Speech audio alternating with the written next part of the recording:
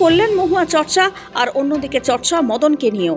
কসবার আইন কলেজে ছাত্রীকে গণধর্ষণের অভিযোগ নিয়ে যখন তদন্ত ক্রমশই এগোচ্ছে, সেই সময় বিতর্কিত মন্তব্য করে বসেছিলেন শাসক দলের বিধায়ক মদন মিত্র। তার সেই মন্তব্য দলের ভাবমূর্তি খারাপ করেছে। এই যুক্তি দেখিয়ে কামারহাটির বিধায়ককে শোকজ করল তৃণমূল। রবিবার তাকে শোকজের চিঠি পাঠিয়েছেন দলের রাজ্য সভাপতি সুব্রত বক্সী। 3 দিনের মধ্যে তাকে কারণ জানাতে বলা হয়েছে। কসবার সাউথ ক্যালকাটা ল কলেজে ক্যাম্পাসের ভিতরেই ছাত্রীকে ধর্ষণের অভিযোগ ওঠে, যা নিয়ে রাজ্য রাজনীতি রীতিমতো তোলপাড়। নির্যাতিতা যে 3 জনের বিরুদ্ধে অভিযোগ তুলেছেন তারা তৃণমূলের ছাত্র পরিষদের টিএমসিপির সদস্য। এই ঘটনার পর তৃণমূলের তরফ থেকে সাংবাদিক বৈঠক করে জানানো হয়েছিল অপরাধীদের দৃষ্টান্তমূলক শাস্তি নিশ্চিত করা হবে।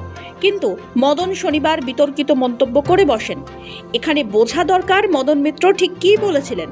মদন বলেন, ওই ছাত্রীর একা একা কলেজে যাওয়া উচিত হয়নি। কেন তিনি একা গিয়েছিলেন প্রশ্ন তোলেন বিধায়ক। वो लड़की अगर नहीं जाता तो ये घटना नहीं घटते थे। अगर जाने का टाइम लड़की किसी को बता के जाते थे, 2 सहेलियां लेके जाते थे, ये नहीं घटते। वो जो देख रहे हम जो गंदा काम किया, वो he had taken the advantage of the situation। শনিবার রাত্রে এই মন্তব্যের বিরোধিতা করে বিবৃতি দিয়েছিল তৃণমূল। বলা হয়েছিল মদনের মন্তব্য ব্যক্তিগত, দল তা সমর্থন করে না। আর রবিবার মদনকে ধরানো হলো শোকজ চিঠি।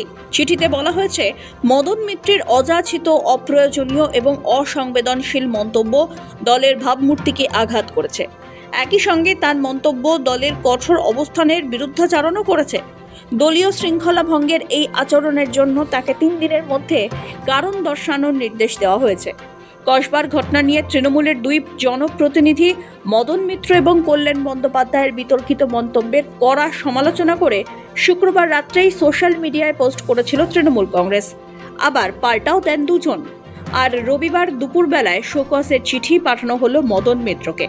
এই শোকজ পর্বে স্পষ্ট, ঘটনাটিকে কেন্দ্র করে শাসক দলের অন্তরে ধীরে ধীরে বাড়ছে অস্বস্তি আর চাপ। সৌভিক সান্যালের রিপোর্ট, সময়, কলকাতা।